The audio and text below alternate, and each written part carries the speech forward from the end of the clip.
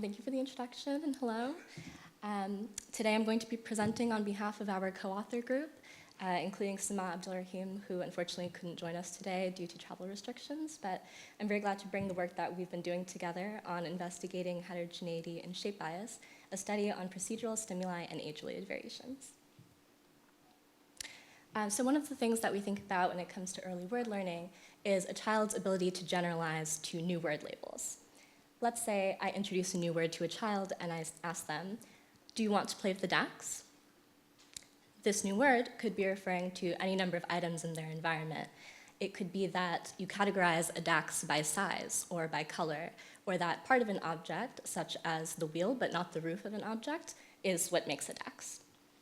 And then begs the question, once a child does establish what a DAX is, how do they learn to generalize that new word label to other objects in the same category? And this brings us to one of several early biases that are considered to be a tool towards aiding in early word learning, namely the shape bias. And just to preface it, this is thought to help explain some of the vocabulary spike that we see in young children, roughly 2 to 3 years old. So what is the shape bias? It is the tendency for a child to generalize a new noun labeled by shape as opposed to some of the other properties that we talked about, color, texture, and so on.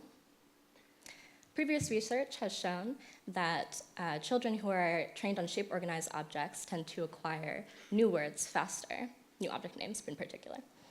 And then children who experience language delays tend to also exhibit a weaker shape bias. And so this is just some of the evidence pointing towards the shape bias being a helpful tool for early word learning. But where does the shape bias come from?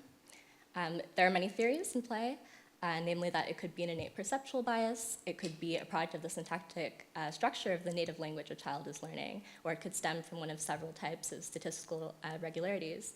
The current research I'm going to be presenting on today doesn't aim to distinguish these theoretical explanations for the shape bias, as we're more interested in the heterogeneity in the existing literature, which I'll go on to talk about in a moment. But this is an important part of our longer-term goals.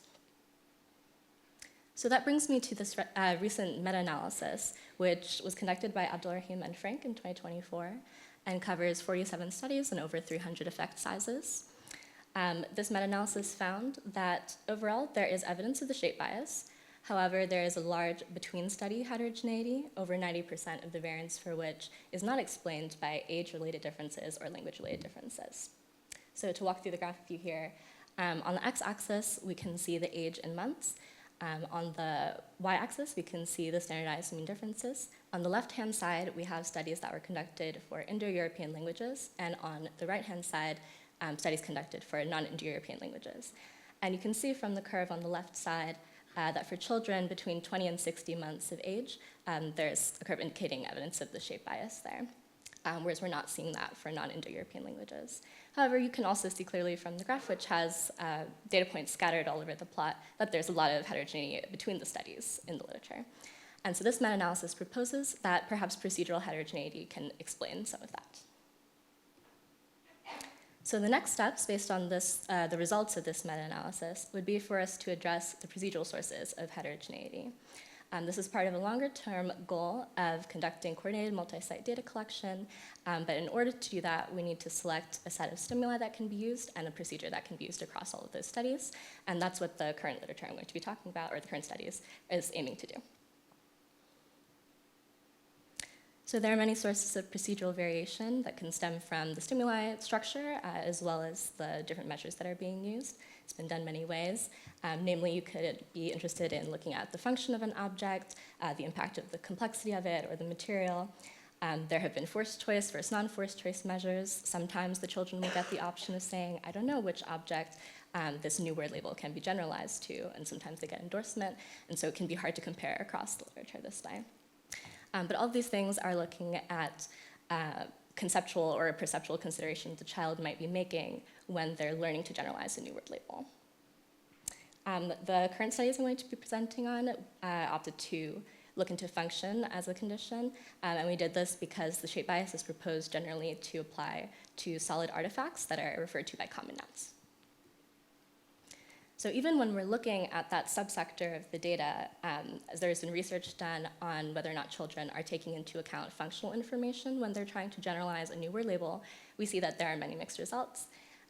Again, we're not going to be distinguishing between these findings today, but I do think it's important to note the many procedural variations that there have been in these previous studies. Namely, there's been different age groups tested, different types of test objects used. Sometimes they'll introduce one function versus the absence of a function, or one function versus another function, all of which can make it difficult to interpret the findings together. So this brings us to our research question. We're wondering how much variance can be explained by the procedural decisions that are being made, namely in the methodological design and the stimuli structure. Additionally, we're interested in whether or not children are incorporating conceptual information while they're generalizing a new word label. For our stimuli creation, we created 7 sets of stimuli, which were 4 objects each, and they all followed the same structure.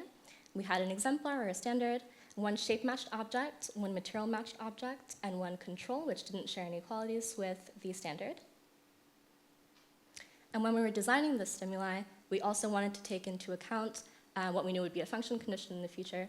And so we made it an important part of the design that we would be able to create a test object which would share the same function without sharing the material or the shape with the standard. So here we have an example of a clay bowl, which can hold water, and this metal object here can also hold water but doesn't share those other qualities. So for experiment 1, we ran this as a basic check for our stimuli and our procedure. It was aimed to replicate previous studies, and we ran this as a forced choice paradigm with only the material condition. We successfully recruited 22 out of our goal of 24 participants, and they were within the age range of 2 and 5 years old. And we recruited them from Stanford's on-campus nursery school and a nearby children's museum in Palo Alto. So to show you what the procedure would look like, this is the material condition. We would introduce the standard object, which is that green one there, and we would say, this is a gorp. Do you see the gorp? Then we'd set that object aside, still in view of the child, and we would present all 3 test items at the same time and ask them, can you help me find another gorp by pointing to it, please? So here we show the results of our experiment 1. Logistic mixed effects model is shown here on the right. We can see a significant positive effective age, and just to walk you through the graph, on the x-axis we have the age in months, on the y-axis we have the proportion of child responses, and especially in this 20 to 40 month age, you can see a clear developmental shift from a material bias to a shape bias. To compare this with the findings of the meta-analysis, we can see that one thing that's shared between the 2 of them is the shift, the developmental shift, to a shape bias. However, it's very prominent in our study results here, despite even having a very small sample size. And so one of the things that this prompts us to wonder is if perhaps there are developmental changes or potentially cross-linguistic differences as well that are being masked by the variance and the heterogeneity in the literature. This brings us to experiment 2, which is the ongoing portion of our study. For this, our goal was to quantify the variance that's being explained by the procedural design and the stimuli across a wider age range and a broader sample size. So we've increased our sample size to 96 participants and to have 24 participants per age group, still in the 2 to 5 year old age range. We're continuing to recruit from Stanford University's on-campus school and engaging the children in a forced choice task, but we're adding the function condition as well. So we're running this as a within subjects design, 2 parts counterbalanced, so that the children will receive either the material condition first or the function condition first. So to compare the procedure for the material condition to the function condition, this is what the function condition looks like. Again, we introduce the standard object. This time we say, do you see this object? Would you like to play with it for a little while? And here I'll note that part of our consideration for refraining from saying the name at this time is to ensure that the amount of times we're introducing this novel word remains the same across conditions. Then we introduce the name after the child plays with the object for a bit, and we say, that is a gorp. Can I show you something special about it? This is our way of introducing the function, which we demonstrate and also state at the same time, and say, the gorp grabs toys. Then we ask the child if they'd like to play with the object a bit longer. Usually they do before we set everything aside, and then similarly to the material condition, offer the child all 3 test objects at the same time and say, can you help me find another GORP by pointing to it, please? So again, this is an ongoing study, but here we have some preliminary results from experiment 2. So far, we've recruited 31 out of our goal of 96 participants, and they've been primarily in the 3 to 4-year-old age range. You can see on the x-axis here the age in months, on the y-axis the proportion of child responses. On the left-hand side, we have the results from function condition, and on the right-hand side, we have results from the material condition. And so you can see here that so far, the children are demonstrating a shape bias regardless of the manipulation. And though harder to see here, when we ran our statistical analyses using this model, which aimed to account for variance within the participants and also within items, we're finding a large effect of the condition, namely that in the material condition, children are showing less shape bias. We're still seeing a slightly positive relationship with age and a high variability across objects with a small variability between children. But again, it's a very small sample size thus far, and so it can be a bit difficult to interpret these results. But we're hoping to gain some clarity as we continue gathering our data. Some other interesting things that we're seeing while we run this study, more anecdotally speaking, are that children are adjusting their exploration of the standard after they learn the function. And so what this looks like, to sort of visualize it for you here, is in the very first portion of that function condition, where the child is introduced to the object, then they learn the name, they learn the function, and then they get to play with the object a little bit again before they see the test objects.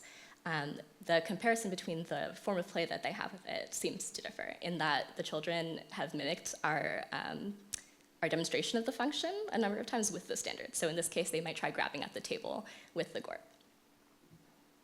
Interestingly as well, we see that sometimes children will choose to generalize to the shape-matched object, but then they will also try and see if it can perform the function that we showed them with the standard. So to visualize that again, we have the first portion of the study, or of the function condition, in which the child is introduced to the standard, they learn the name of the function, they play with it again, then they choose to generalize by shape. This is the shape-matched object here, circled in red, and this is the one that they will either ask us, does this grab toys as well, or what's the function of this, or just try to mimic it themselves as well. So we think there could be some interesting further work done on that. Some other ongoing considerations we have include that some children who tend to be a bit older and maybe have been in school for a bit longer as a result of that, or generally have, I guess, more life experience, seem to be incorporating some of their knowledge, prior knowledge, of other objects they've interacted with during the study. So here we have at the top an example of one novel object from our study and the comparison to like child safe scissors. We've had a couple of children say, oh, I have that at home, but without the top part. Or they'll refer to the bottom half specifically and say, like, oh, those are scissors. Then additionally, we're interested in the reasoning about material differences, in that we have an example here of an object called a FEP, and we've had some children add the material as almost a modifier, where they'll say that's a paper FEP after they generalize by shape. So to tie this all back to our future goals, again, we're doing this work in order to develop and finalize a set of stimuli that we can use, and as well as a procedure, in a broader set of studies in which we would ideally coordinate multi-site data collection, so we can get some more information about children from different populations and learning different languages. And with that, I would like to thank you all for listening, and a huge thanks to the staff and families who have made this possible, and of course to my team.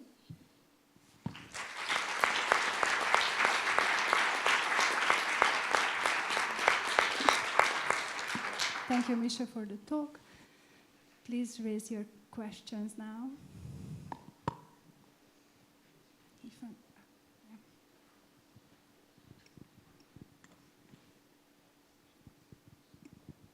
Hello, thank you for the talk. I was wondering if maybe sometimes kids think that an object has a given shape so that it can fulfill a certain function. And so maybe they think that the first object that you present to them has this S shape, and that's the shape that enables it to fulfill the function. And so when they're picking the object with the same shape, they think that because it has the same shape, it will be able to fulfill the same function. That would be well, thank you for the question, and also that would be a really interesting consideration for us to make, I think, in future set of studies. At the moment, we're mostly focusing on the heterogeneity and seeing like how much variance is accounted for within an item, and also like to account for the child's own decisions in terms of the shape bias. But I do think in perhaps a slightly different design to more so parse apart how much they're considering the shape versus the function as it's related to the shape. And I suppose also the idea of it being like an intentional, as in like the shape was made intentionally to fulfill that function, as opposed to it can also somewhat accidentally do this function, that could be an interesting set of studies in the future to look into, but less what we aim to investigate here. Hi, nice talk. In your experiment 1, I was wondering about the switch from the material bias to the shape bias. And I'm wondering if this could be sort of correlating with the learning of the count-mass distinction in English. I think that comes around about that age, and whether that could be driving it. And prior to that, for them, can you point to FEP, and can you point to FEP stuff might be basically the same? I'm sorry, could you maybe rephrase the question? So in English, right, we distinguish between count nouns and mass nouns, and that distinction comes in right around that age, I think maybe a bit earlier, I'm not sure. But I was just wondering if the shift between having a material bias and then from that to a shift to a shape bias might actually be driven by this linguistic shift from learning that this is a language that distinguishes count nouns like AFEP and mass nouns like FEP, right, FEP stuff. Oh, I see what you mean. Yes, thank you for the question. I don't think that the study would be able to address it, as all of the materials that were used would be, I suppose, classified by a count noun. However, it would be really interesting to see the interactions that there would be in terms of like objects made of different materials and the relation that that has to how often children are still choosing by shape, and if maybe even earlier in life we see like a very reliable material bias that way, or in other languages. Hi. So one thing I've often thought about with the shape bias stuff, especially when you're crossing it with material and function like this. So if the function that you're looking at is something like holding water with the clay FEP, the clay FEP is suitable for that, but the paper FEP isn't, which I assume is a deliberate part of your manipulation. So one of the things that I was thinking about is, and this, I sort of expected Miriam to ask this question actually, but do they think that the paper FEP is a representation of a FEP, but not actually a FEP?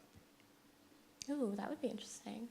I'm not sure that we have a method that, like within this study to speak to specifically whether or not they're thinking of it this way. So far, we're mostly just seeing that they're exhibiting a shape bias regardless of the manipulation there, and that when they're choosing by shape, sometimes they seem to be adding that modifier, like anecdotally speaking, just what we're hearing as they're studying. But I think it would be interesting because we did choose the paper as like a way to convey to them that like perhaps this can't hold water. And one important thing to know as well is when we were presenting the test objects, we tried to make it clear like which ones could perform the function just by like one of them could open and hold toys, for example. So we'd like leave it open and try to keep that consistent.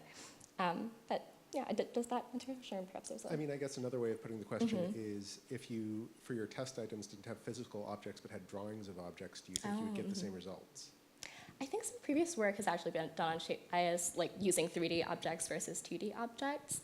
I can't remember the citations off the top of my head. I believe they were able to do it still and exhibit shape bias, but we ended up going with 3D objects as it's like primarily used in the literature, and that they can get a clear idea of like the whole object as opposed to, yeah, if that makes sense. In case there are no more questions, I would like to thank Meesha Ryan for her talk. And, Thank you so much.